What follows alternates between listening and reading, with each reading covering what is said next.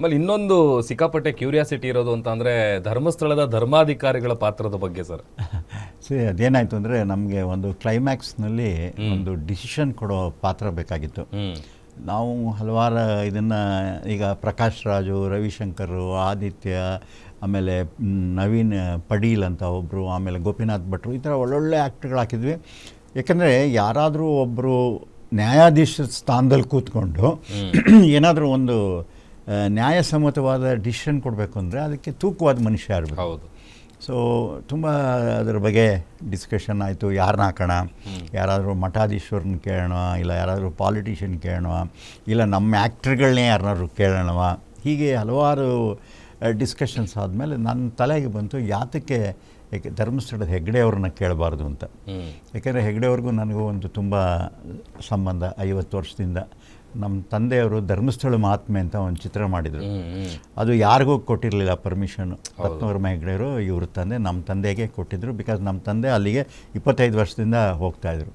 So ಆಗ ನಾನು ನಮ್ಮ ತಂದೆಯವ್ರ ಜೊತೆ ಶೂಟಿಂಗ್ ಹೋದಾಗ ನಾನು ಹೆಗ್ಡೆಯವರೆಲ್ಲ ಅಲ್ಲಿ ಕ್ರಿಕೆಟ್ ಎಲ್ಲ ಆಡ್ತಾಯಿದ್ವಿ. ಅಷ್ಟರ ಮಟ್ಟಿಗೆ ಒಂದು ಸಂಬಂಧ.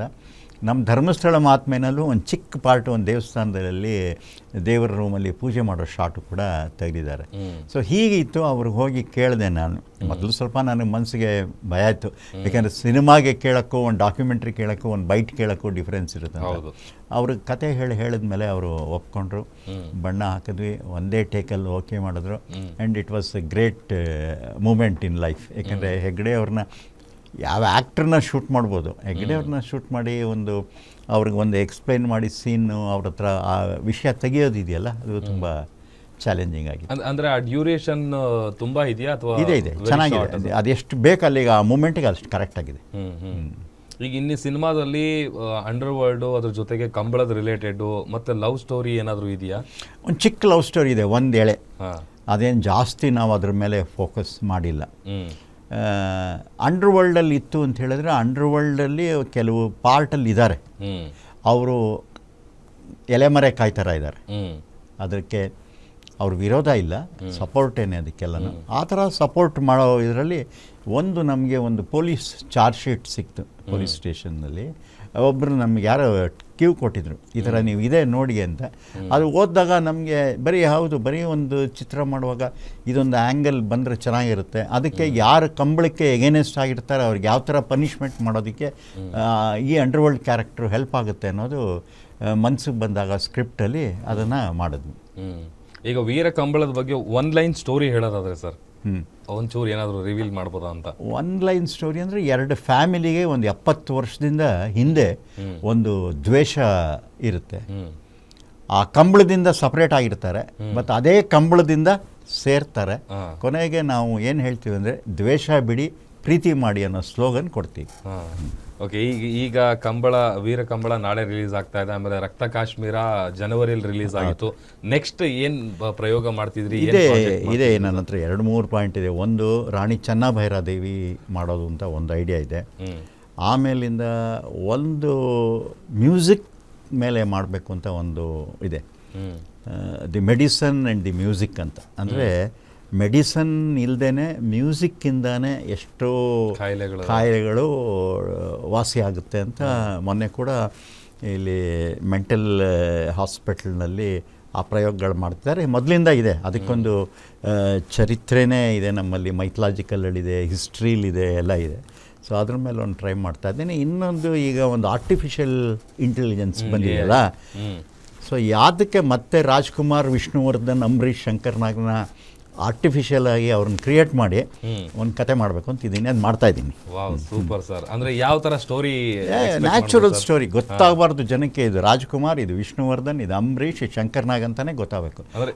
ಅದನ್ನು ಎಲ್ಲರನ್ನೂ 4 ಜನನೂ ಸೇರಿಸಿ ಕತೆ ಮಾಡ್ತಾ ಇದ್ದೀನಿ. I am doing it. ಅದನ್ನು ಒಂದು ದೊಡ್ಡ ಚಾಲೆಂಜಿಂಗ್ ಆಗಿ ಮಾಡ್ತೀನಿ. ಯಾಕಂದರೆ ಮತ್ತೆ ರಾಜ್ಕುಮಾರ್ ಅವ್ರನ್ನ ತರೋದಿದೆಯಲ್ಲ, ಯಾಕಂದ್ರೆ ನಾನಂತೂ ಅವ್ರು ಇದ್ದಾಗ ಡೈರೆಕ್ಟ್ ಮಾಡೋಕ್ಕೆ ನನಗೆ ಆಪರ್ಚುನಿಟಿ ಬಂದು ಹೋಯಿತು. 2-3 ಸರಿ ಮಿಸ್ ಆಯಿತು.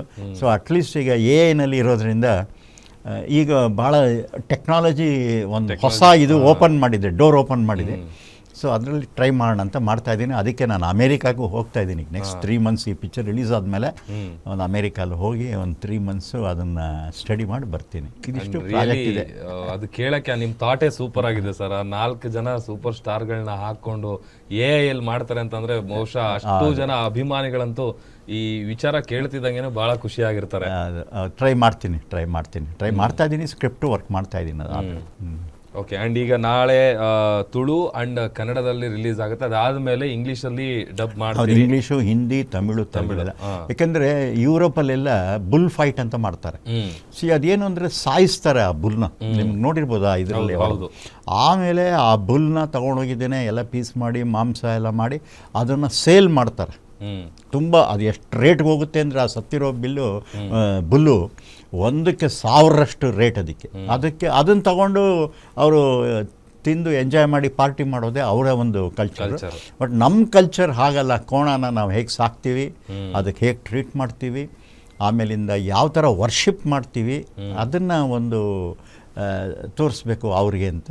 ಯಾಕೆಂದರೆ ಈಗ ನಮ್ಮ ಶ್ರೀನಿವಾಸ್ ಗೌಡ ಅಂತ ಇರೋ ಆತನಿಗೆ ಹುಸೇನ್ ಬೋಲ್ಟ್ ಅಂತ ಕರೀತಾರೆ ಅಲ್ಲಿ.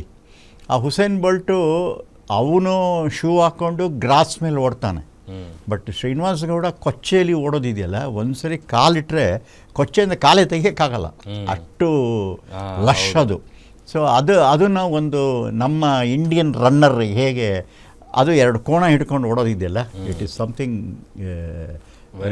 Very gifted. ಅದು ನಮ್ಮ ಕೈಯಲ್ಲಿ ನಿಲ್ಲಕ್ಕೆ ಆಗಲ್ಲ ಕೋಣ. ಸುಮ್ಮನೆ ನೋಡಿದೆ ಒಂದ್ಸರಿ, ಏನು ಹಾರ್ಸ್ ಪವರ್ ಇರುತ್ತೆ ಅದಕ್ಕೆ. ಅದು ಆ ಮೂಮೆಂಟಲ್ಲಿ ಆ ಕಂಬಳದಲ್ಲಿ ಅದಕ್ಕೇನೋ ಒಂದು ಪವರ್ ಬಂದ್ಬಿಡುತ್ತೆ ಅಲ್ಲಿ ಬಂದಾಗ.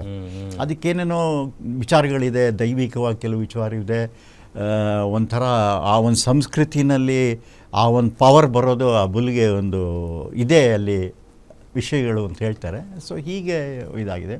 ಅದು ನಮ್ಮ ಅರುಣ್ ರಾಯ್ ಅಂತ ಪ್ರೊಡ್ಯೂಸರು, ಆಮೇಲೆ ನಮ್ಮ ವಿನಯ್ ಕುಮಾರ್ ರೆಡ್ಡಿ ಅವರು ಕೂಡ ತುಂಬ ಒಂದು ನನಗೆ ಸಪೋರ್ಟ್ ಮಾಡಿ ಅವರು ಭಾಳ ಒಂದು ಚಾಲೆಂಜಿಂಗ್ ಆಗಿ ಮಾಡಿದ್ರು. ಏಕೆಂದರೆ ಸಾಮಾನ್ಯವಾಗಿ ಒಂದು ತುಳು ಪಿಕ್ಚರ್ ಅದು ಇದು ಮಾಡುವಾಗ ಒಂದು ಬಡ್ಜೆಟ್ ರಿಸ್ಟ್ರೈನ್ ಇರ್ತದೆ. ಬಟ್ ಈ ಪಿಕ್ಚರ್ಗೆ ಪಾಪ ಅವ್ರು ಯಾವ ಥರದ ರಿಸ್ಟ್ರೈನ್ ಮಾಡಲಿಲ್ಲ.